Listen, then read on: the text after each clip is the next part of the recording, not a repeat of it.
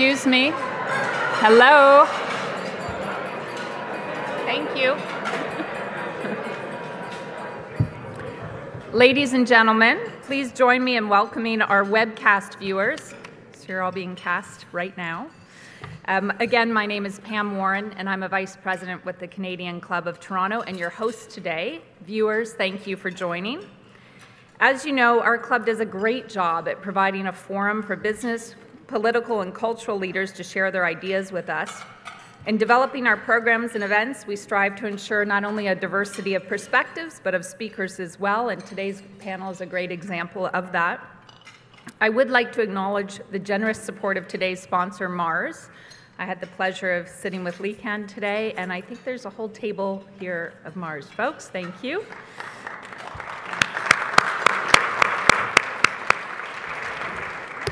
I'd also like to recognize the youth and young leaders who have joined us today from Ryerson University. Thanks to DMZ. Where are you? The Rotman School of Management and C.W. Jeffries Collegiate Institute, who are also in attendance. Welcome and thank you for attending. Before we begin, I just wanted to share some highlights of upcoming events. On Tuesday, May 29th, we have the Honourable François-Philippe Champagne, Canada's Minister of International Trade, and Ellie Cohen, Israel's Minister of Economy and Industry, will speak about the Canada-Israel Free Trade Agreement. And on Friday, June 1st, a panel of experts will discuss the condition and future of Canada's housing market, including Stephen Smith from First National. In order to order your tickets or learn more about the club, please visit our website at canadianclub.org. You can also join the conversation via Twitter and Instagram by following us at CDNCLUBTO or by using that hashtag. Now it's time to introduce our panel. Business incubation is a key part of economic growth and development. The innovative and entrepreneurial approach supports new and small businesses in the challenging early stages of development. The results of this approach are highly effective. Our city is home to several incubators that are poised to turn ambitious startups into market giants. What does the future look like for startups? Is Canada's business incubation environment ready to lead innovation and to fuel economic growth? Let's hear from our panel of experts, who are surprisingly formal today, I might add. I was really surprised, no t-shirts. Joining us, Lauren Robinson. Lauren is the Chief Operating Officer at Highline Beta, an early-stage investor that launches new ventures with leading corporations and entrepreneurs. She is a recognized leader in the Canadian technology, accelerator, and innovation ecosystems, joining us from Vancouver. Thanks, Lauren. Abdullah Snobar. Abdullah is the Executive Director of the DMZ at Ryerson University, the #1 university-based incubator in the world. Quite a title. He has held several roles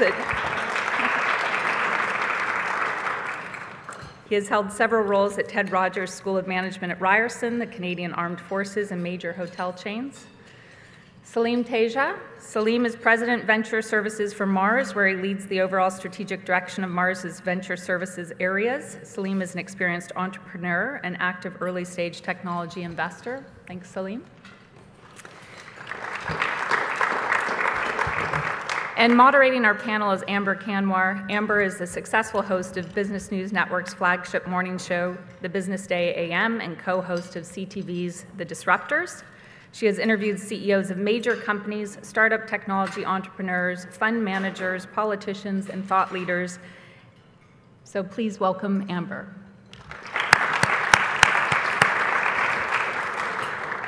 And guests, please don't forget to use the cards provided to ask panelists questions, and you'll see folks coming around the room to collect those if you have them ready. Just give them a little wave. Amber, it's my pleasure to turn the Canadian Club of Toronto podium over to you. Thank you. Thank you to everybody for being here today and for the Canadian Club for hosting. Today, as Pam said, we are honored to have people who know the incubation space in Canada inside and out. And it's our goal today that you'll walk away understanding not only the role that they play in economic development in the country, but there's been a lot of talk about what's happening in tech in Canada and the fact that it's our moment, and a lot of this could live and die by how successful our incubators are. So no pressure, guys. It's all on you. So let's talk about that notion that there is something very exciting happening in Canada. It's not really a new notion, because we've been talking about it for a while, but the momentum is building up. So I'm curious, from each of your perspective, how have you had to build, grow, adapt as we go from, okay, we think this is happening in Canada's tech sector, to, no, this is happening. We are churning out successful companies. What do you have to do to adapt? Salim, I'll start with you. Yeah, so we've really seen the innovation ecosystem or community evolve over the last 5 or 10 years. It used to be that our focus was really on helping to start very early stage companies at that early product stage or early idea validation stage. And what's happened over the last 5 years is I think we've seen these incredible entrepreneurs really accelerate their growth and development in the market to really now get to a next stage in their process, which is learning how to scale a business and wanting to start to become a global business from Canada. And so we at Mars have had to expand our programs to really be able to service the wide variety of entrepreneurs that we have and really address the different needs that these different companies have. In the early stage, the entrepreneurs really need that early customer validation and product validation work. And there's programs and content and mentorship that we can do to really provide that. But in the later stage, our companies really need access to customers, capital, and talent. And they need that all both locally, nationally, and globally. And so our program at Mars, we have really had to expand our program and really take much more of a global perspective as we're trying to meet the needs of these emerging entrepreneurs. And Lauren, are you finding, are the dollars there for that? Well, I'll just follow on what Salim is saying, because I think the indication of talent, capital, and a focus around customers and really getting that early traction is an important point and something to highlight in terms of even if you are from the corporate side, how you are connecting with startups.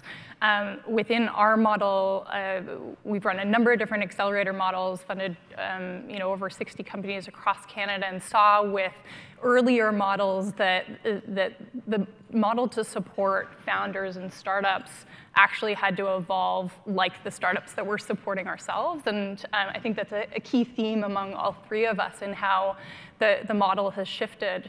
For us, we think a lot about how to accelerate partnerships into the corporate partners that we work with and the entrepreneurs that we work with, and similarly helping them find capital, whether it's directly via us or bringing other investors to the table. And then thirdly, making sure that the talent is there to actually support that scale-up stage that Mars and DMZ is so focused on. We've heard two, Abdullah, we've heard Salim and Lauren both mention the word scale. And that seems to be sometimes what we put blinders on. We're really good at starting companies. We're really good at getting them to a certain phase. But the notion has been that we can't scale. We can't scale very well.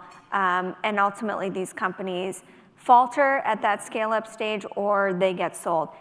Is that a fair statement? And if it is, why is that happening?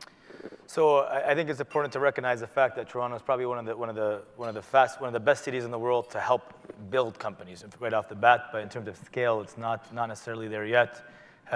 One challenge that we have seen by Canadians, and we've talked about this quite a bit, so I don't want to become too redundant, but the fact that we're quick to sell, we're quick to exit, and we don't really understand the potential of our companies and how they can actually scale. The reason for that sometimes comes back on the basis that the environment here hasn't been created in such a way that would allow companies to be able to scale. But also on us as incubators and accelerator programs, we haven't created the right resources in place to actually give them the ability to understand how to scale and where to scale and the ability to understand this more. Our world and what we offer is really, in the simplest way, we offer Maslow's hierarchy of needs for a startup.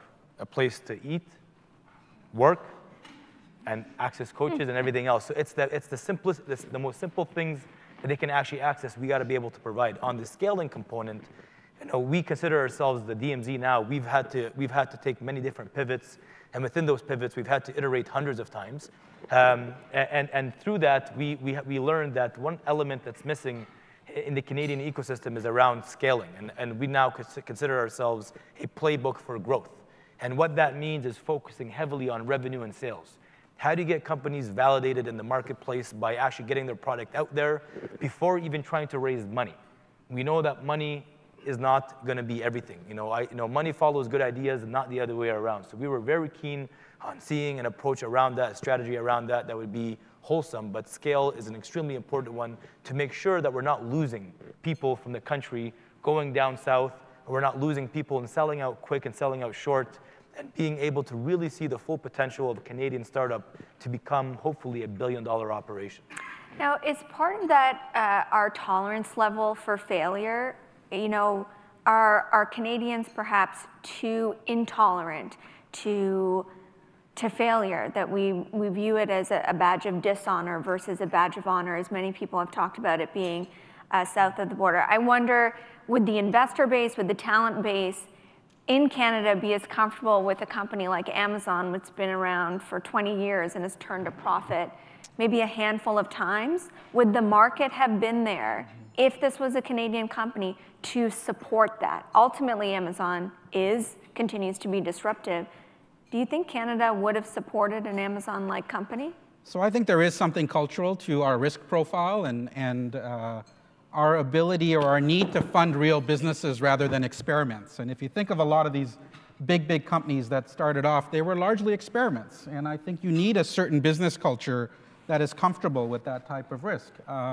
And so, no, I don't think they probably would not have gotten the support. And yet, I also think that's a good thing in the sense that there is a discipline that we've built as a community around really wanting to not just build ideas, but build businesses. And I think that we're seeing the fruits of that labor. But I think the narrative is changing now. So I do think that over the past 5 years, what we have seen is an influx of international capital coming in, working with the Canadian investor base, and really, I think, raising all tides in terms of risk profile and understanding what opportunities are out there. And I think that has really advanced our ecosystem.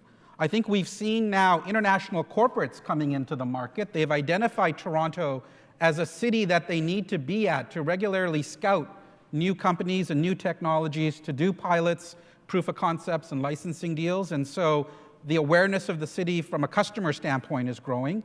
And for the first time ever, we're starting to see talent wanting to move south to north.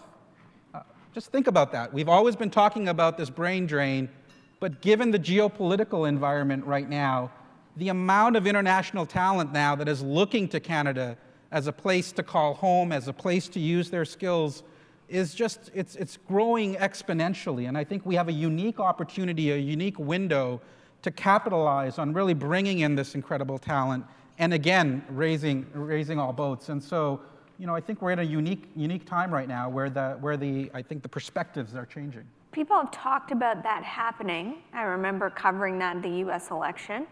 Is it happening, Abdullah? So let me just kind of paint some perspective on a few things. First and foremost, 10 years ago, a decade ago almost, none of this really existed. Now you look at the ecosystem to lay in the landscape in Canada, almost every university in every city has multiple incubators, multiple accelerator programs, an influx of people that want to build startups and kind of become entrepreneurs. In some cases, we look at it as being credible. In some cases, we try to call it, and not call it too deep, but it's called entrepreneurship theater. People just want to get in for the title and not so much for the actual work. So we try to differentiate between these things as well. All that to say, it's important to recognize that we have come a long way. We have done incredible things, but it's just a time, it's just a moment. And this can come and it can go very quickly. My true belief, and we've been meeting and we've been spending a lot of time in the States, it's not, and nobody likes to hear this, it's not as bad as people make it out to be sometimes. And this is really something I actually truly believe.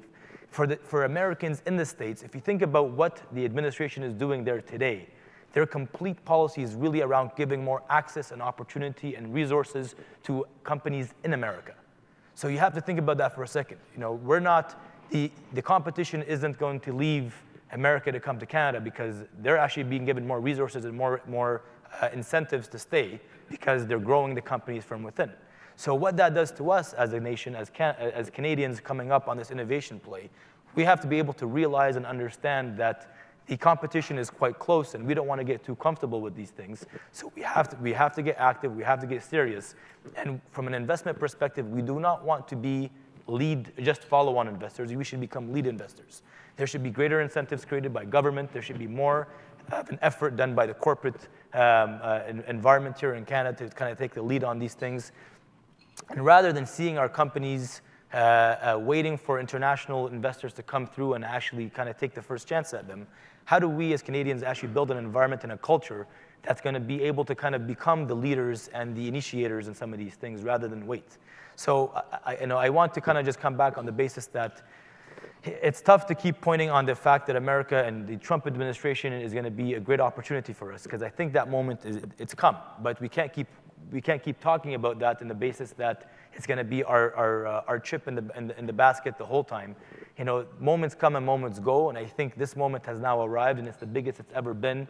In particular for the city of Toronto, just as a multinational city that's kind of in this great country called Canada. So how do we really build on this and make something useful of it? How do we really take the opportunity and turn it into something substantial? How do we turn a nation to become an innovation nation that's going to become substantial in its way, in its future, in its youth, and being able to invest in that? So, I look at all these different fronts, but I look at America as not being it's not the opportunity for us. Rather, Canada is the opportunity in itself, and how do we leverage that is the important question. Yeah, and I'll echo both of your points, but also add a different perspective around something called the Startup Visa Program, which is something that I've personally worked on, as well as Highline Beta being one of the initial designated organizations. And for those of you who don't know, it's an expedited immigration program for international entrepreneurs. Which was piloted by the federal government, now is becoming a permanent program. And we saw in the initial years of that pilot program an unbelievable amount of really highly skilled entrepreneurs that are wanting to come to Canada. Obviously, it's you get a mix of entrepreneurs, but with that, we've seen a lot of specifically San Francisco-based companies come through certainly our organization's pipeline, and exactly a success story from our portfolio is one of the companies that we worked with through the Startup Visa Program sold to Kickstarter. They were a San Francisco-based company, South African entrepreneurs who had a really hard time staying in San Francisco, Stanford grads. We met them through other co-investors. They ended up basing their business in Vancouver, and when they were bought by Kickstarter, acquired by Kickstarter, Kickstarter intentionally decided to base their first international office in Vancouver to build out a large technical team. And so we're seeing a lot more of those success stories through programs like that. So why do you think they stayed? Why Canada? And I'm not asking this question to wave the flag. In fact, the opposite, because using your three criteria, Salim, capital, talent, and customers, the US has the capital, the US has the customers. Canada has the talent, but you can pay them more in the US. And in fact, you see sometimes government officials in this country advertising, well, you can find the talent here and actually pay them less, which I don't think is what the tech ecosystem wants. Right. So why Canada? What is the competitive advantage? Because I just counted 3 strikes against us. Listen, I think that it all starts with talent. So every company that I talk to, whether it's a venture or a corporate, is coming here because of the unique talent they perceive us to have in certain specialization areas. In our case, we see a lot of talent development happening right now in the AI and machine learning space, in the cybersecurity space, in the life sciences space. This is talent that's considered to be world-class. So they're choosing Toronto and Canada amongst a number of different options in the world, and are coming here because they view us as having world-class talent. And so I believe that it all starts and ends with talent, and that makes it a requirement for us to continue to develop talent so that we don't run up against a bit of a brick wall? How do we make sure that we're developing the right talent in science and technology, in some of the liberal arts, to really fuel the kind of entrepreneurial and innovation activity that we need to really drive and fulfill the demand of all of these different partners coming in? I think then capital and customers will follow, but it all, to me, starts with talent. Lauren, do you agree? I mean, I think there's, I'll play a little bit of devil's advocate. Of course, talent is the key, and any investor, when you're looking at selecting a company for investment, the founders of the company and the talent that's behind that is the first thing that we look at in terms of the companies that we support. So I won't disagree on that, but I think Canada is a really unique opportunity because there's a lot that isn't talked about internationally. We're doing a lot better job about talking about some of the success stories, but there's many that go completely unnoticed. You might not know that Plenty of Fish sold to Match.com for $500 million in Vancouver, and no one talks about that story. And there's other success stories that are happening in some of the smaller ecosystems that we're not talking about necessarily. And so I think, yes, talent, but I think there's other parts around some of the successes that we've had that are attracting founders and entrepreneurs to just, well, better places to live, and some of the economic and kind of political landscape that we have in Canada. So I always thought the number one reason for people to come here was for Drake. It's a bit different there, but you know, Amber, you and I talked about this a little while ago, and I said two things that I think that's actually missing for us in this country that would actually make it the best is, number one, more focus on innovation and education. And we have people from C.W. Jeffries here, I just spoke to, who are incredible examples of what we can become as a country. They just told me about how they went to the DMZ last week and they pitched a business about being able to maybe make sure that you can heat your drinks on the go or even cool your drinks on the go without having to wait in your kitchen to do so. So thank you for saving time for all of us Canadians, because you know how hard we actually all work. But that being said, there's got to be two things: more focus on innovation and education. And the second thing I'd always say was that we're not doing a good enough at marketing ourselves. And I think you touched on this a little bit right now. I actually take that comment back a little bit on the basis that, you know, I don't know if it's Rob Ford or if it was, you know, Drake or if it's the Maple Leafs, but the name of Toronto has really become something substantial. It's becoming a much more known entity internationally. People understand that Toronto does have talent. We have incredible institutions and academic institutions. We have good corporate backing. We have a stable government. We have a diverse nation of people and individuals and thought, acceptance, pluralism, and everything else around it. So it comes back to the idea is now, how do we actually make sure that we take all these good ingredients, leverage it in a way that it can help us accelerate our own growth, but forget about everybody else? And I think the third factor that I speak about right now, we have to become, you know, and I hate to say this, but a bit less Canadian. And what I mean by that, if you give me a second, what I mean by that, we cannot be taking every single piece of resource that we have and trying to spread it across to every single individual that we know. There are some entities that are good at doing that. But if I had $10 and I see 3 people in front of me, and I know that I can give $7 to an individual that can probably take this $7 and turn it into $100, and then come back and give those others a chance to try as well, then that's what I want to do. Or even a different example in our world, I'd probably put it, we're all aiming towards the hill. We're all running towards this big hill, and there's a carrot at the end of the hill. We're all climbing this hill as incubators and accelerator programs, trying to help our companies and our startups out to become multi-billion-dollar corporations. But as soon as one falls and kind of tumbles back, we all stop and we all got to go back with them. So what ends up happening, the point of the story is that none of us actually ever make it over the hill to get the carrot. So we all end up with the stick. So the challenge behind that is, how do we actually, as a country, start looking at doubling down on the winners?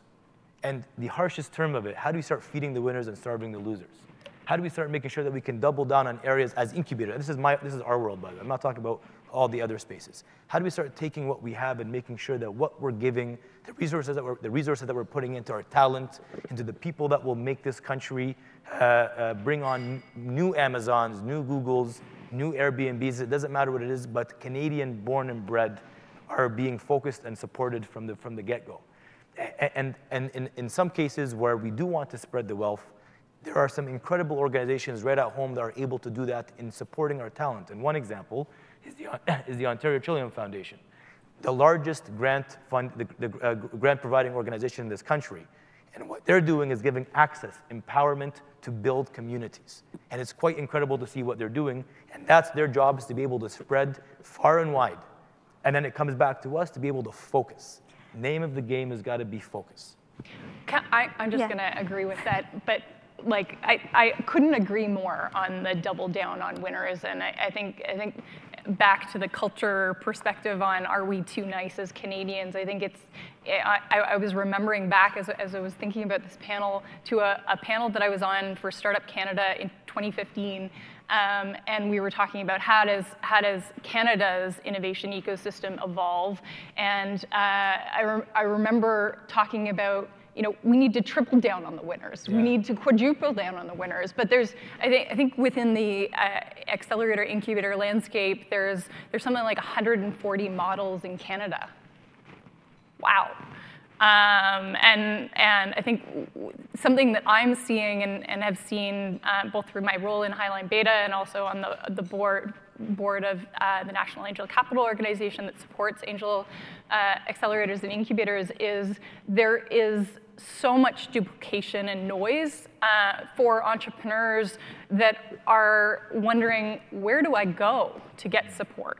And where do I go to kind of scale up my company? And so I think just back to at every level, whether it's support for the companies all the way to the models that are evolving versus not, is kind of let's triple down on winners and create transparency around what's actually creating impact over say, activity in the ecosystem. So it makes it easier for entrepreneurs and customers and large corporations and others who want to engage with the innovation ecosystem to actually move forward and move forward faster, because that's what we're all here for. I agree with that. If you don't mind, just on the government part with this one, if you look at things like the cluster funding that just came out, the initial intent of that cluster fund was to be able to bring people together who are going to be extremely competitive, very different, and then have them work on something that's going to be substantial. What ended up happening is that we want to start grouping many different players in together. We want to bring people from the west to the east and have everybody kind of working in tandem with one another. The challenge with what I see with that thing, with that kind of thing sometimes, is that when you look at the Yukon, fantastic. There's probably some really good talent up there. But the last thing you want to do is to probably throw in an incubator in the Yukon. The environment is not conducive to create customers and access to capital and everything else. So how do you build, in each particular area, whether it's in Ontario, whether it's in Saskatchewan, whether it's in Vancouver, BC, how do you build an environment where people are actually able to leverage their strengths, that we can actually look at talent as a development angle there, and then from there you bring them into an environment where they can actually take those skill sets and drive it forward. Yep. So, sorry. Go ahead. Something to say. Go ahead. I think there's more collaboration happening, but there can be more. Yeah, and I don't want to sound like the pessimist here, please, guys. But it's got to be meaningful collaboration as well. Yep. It can't just be collaboration for the sake of collaboration. We got to be able to collaborate on understanding that there's going to be some sort of impact and outcome that will be driven by that fact as well. So when I look at sometimes government's approach to things, I understand why they do it. But if government sometimes as the leading resource kind of provider in some cases, not for us, but in many other situations, if they're providing these resources to the forefront of these innovation players, they got to also be able to say, we're going to be giving this to you folks because we understand that there'll be an opportunity to double down on the idea that this will probably go much further than where it is today. So maybe if I can provide a bit of a different perspective, I think what's happened over the last 5 or 10 years is we're all, even government and different stakeholders, get really excited about the concept of entrepreneurship. And entrepreneurship really means 2 different things in my perspective. There's the process of growing and building a business in order to have economic development impact. And I think that a lot of us do a lot of that work. But then there's the mindset of being entrepreneurial, which is how do you use some of these new skills and approaches to solve problems in new and unique ways and make a difference in your community, in your small business, in your city. And I think for the longest time, we've mixed these two concepts up. And I think our goals and objectives have been a bit watered down as we start to lose direction on what our real goal and mandate is. I think we're getting smarter now in really starting to separate these two activities. There is a model to drive entrepreneurship that should be focused on economic development, and it should be focused on how quickly can you grow revenue, create jobs, and build global businesses from Canada, which is separate from how do we use all of these new skill sets that we have and tools, and how do we empower organizations that are out there to really create the workforce of the future. And I think that we're starting to see a lot of these great programs and institutions emerge, and I think that's very healthy. But what it's done for us is relieved us of trying to solve everyone's problems. I think incubators and accelerators were thought of as the one-shop-fits-all solution for entrepreneurship, and we can't be that. We have finite resources. The world is becoming all about specialization now, not about generalists. We have to make choices, and we have to double down on areas.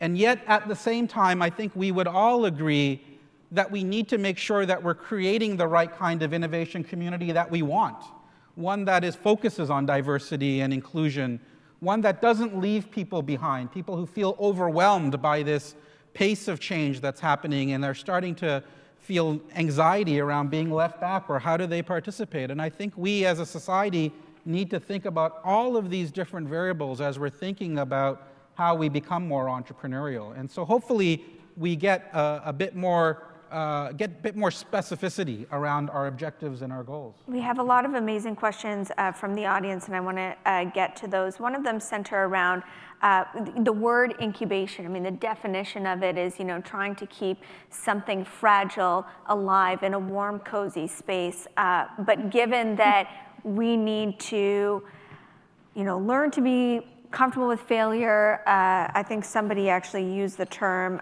fail fast, fail early, and do that. As incubators, how do you do that? Do you measure that? What's your churn rate? When do you know it's time to cut something loose? Maybe we'll just quickly go down the line, and then I'll get through these questions.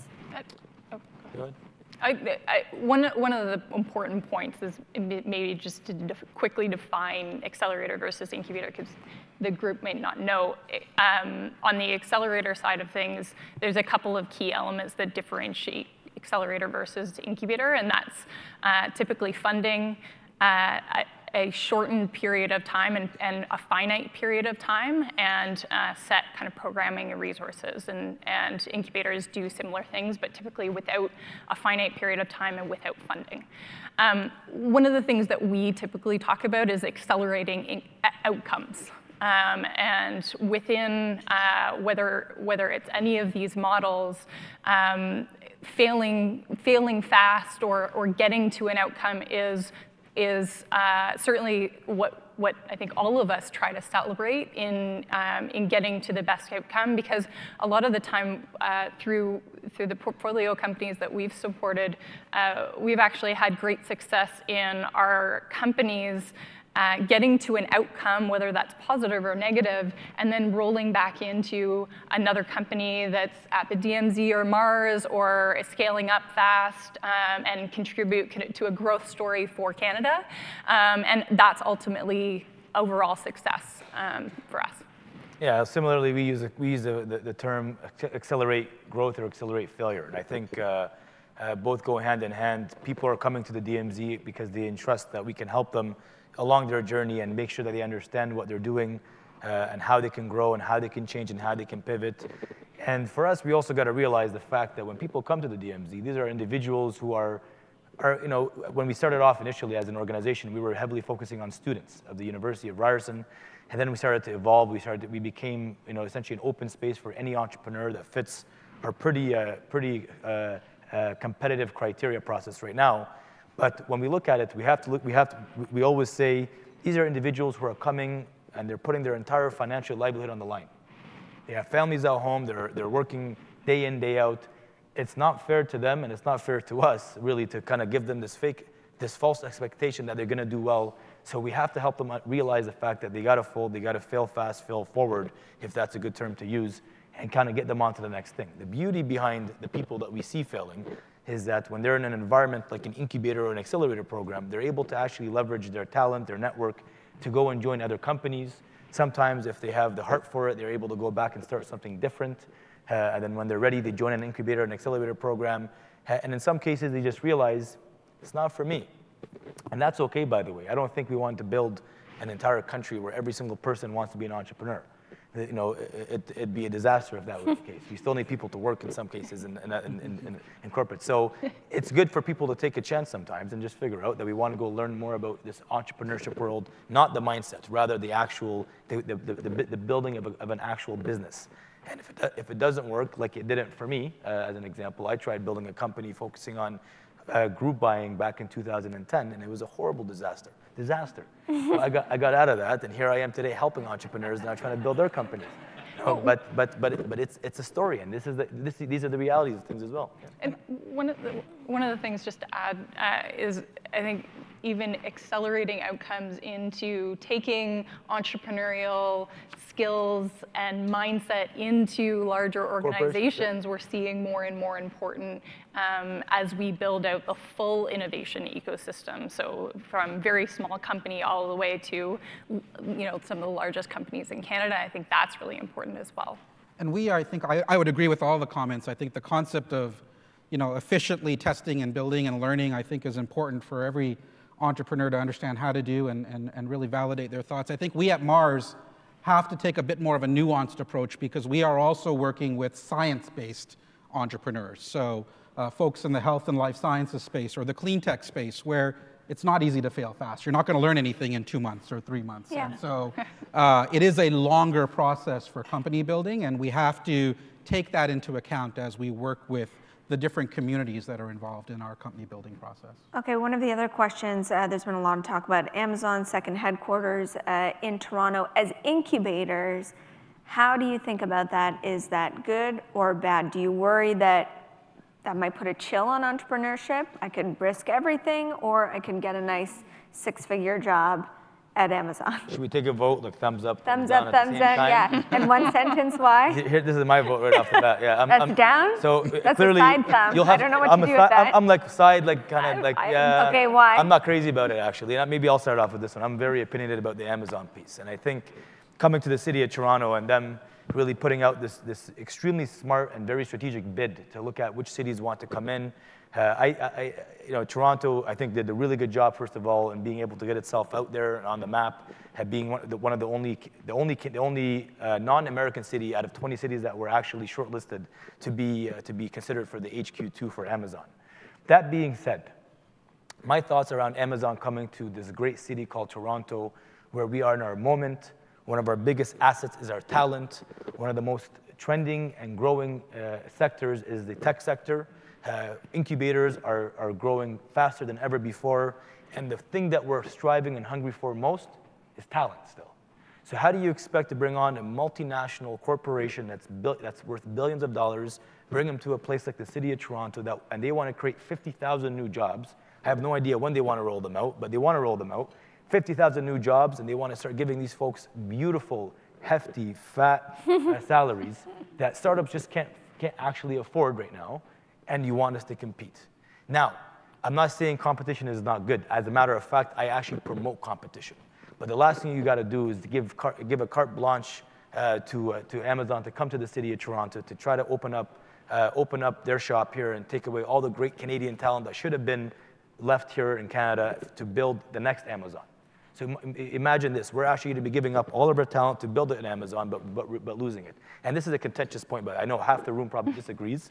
And the other half probably doesn't know, and maybe a small portion actually agrees. But it's important to consider the fact that Amazon isn't going to be just all good stories for us. It's not about building out good stories and a PR and a picture and everything else. It's about driving impact. It's about building the next unicorn. I dare anybody in this room to name 10 unicorns that were built over the past 2 years in Canada. It's hard to, first of all, there isn't 10. And it's just hard to even get the first few rolling off your tongue. So thinking about these things, Amazon it can be a good driver and it can be a good player, but we have to think about the fact that our biggest asset, to Salim's point, is talent.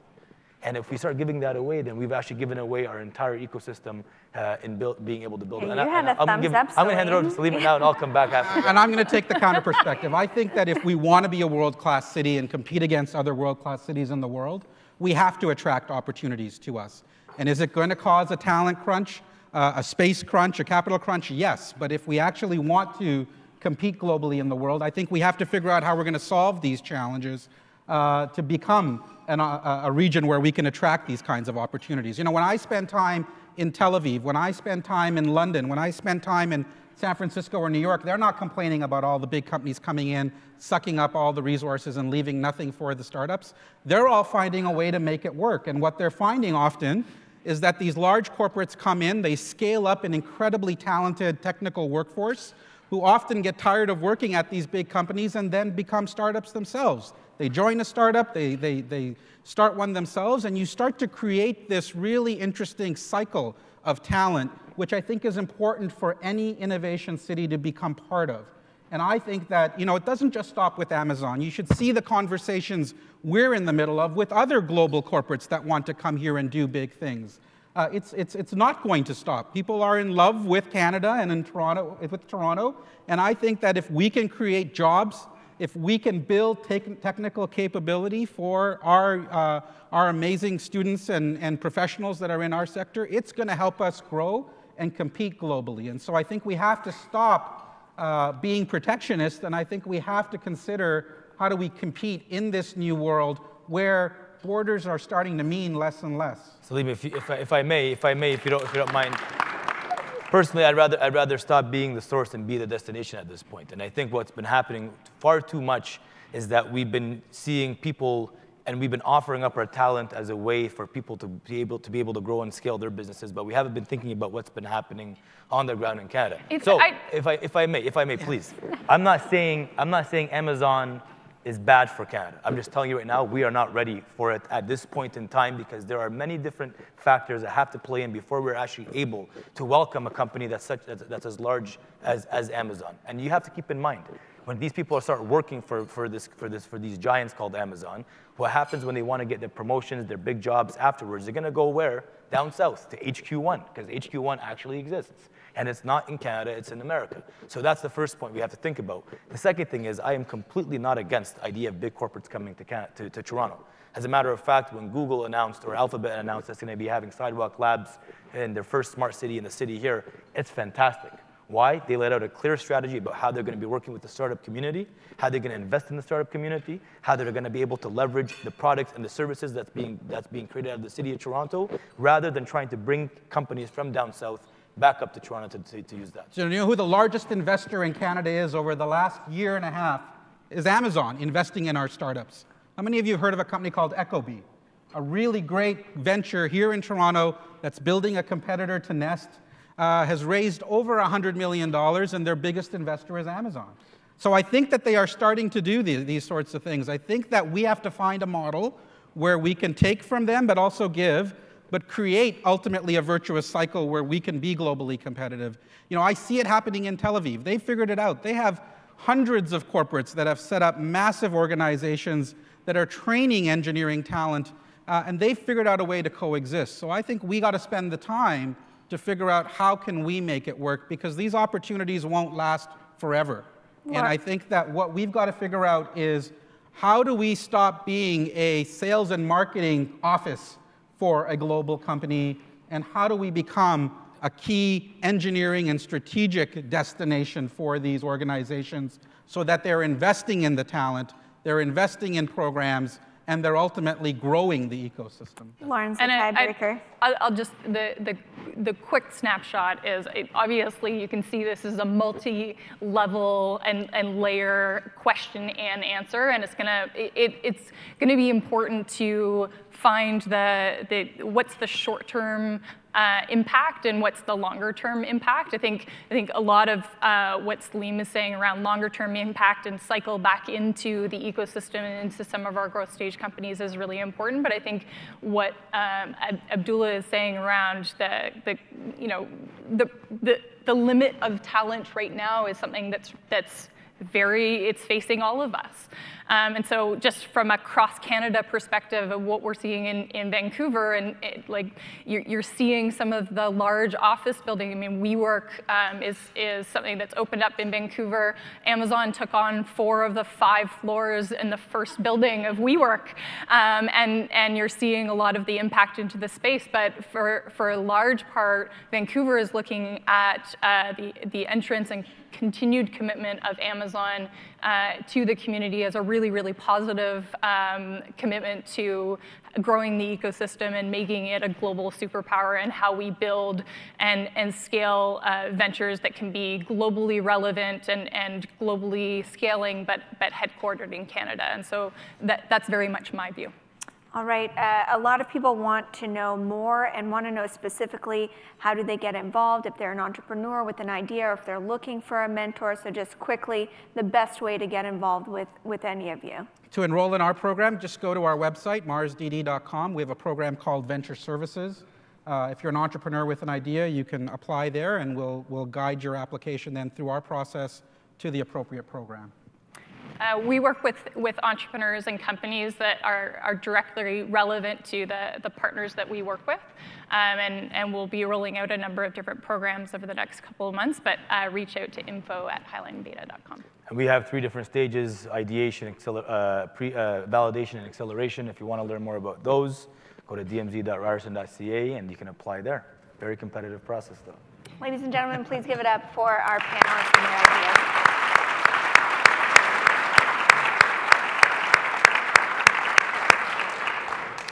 On behalf of the Canadian Club of Toronto, thank you for the passionate and rich conversation that we had today. I think everyone here will agree that the discussion on how to capture our moment in Toronto and in Canada was very rich and thought-provoking. Challenges of focus, commitment to outcomes, real collaboration, and how to scale with talent, a very scarce resource. Those are real challenges. Abdullah, Lauren, Salim, thank you so much for your passion and your commitment to championing innovation in Canada. It's a terrific mission, and we're so glad we have you. And please accept our best wishes for success. And to our moderator, Amber, thank you for so skillfully guiding this passionate and somewhat unruly group through an engaging dialogue. Much appreciated. And I'd like to extend another round of thanks to today's event sponsor, Mars. Thank you so much.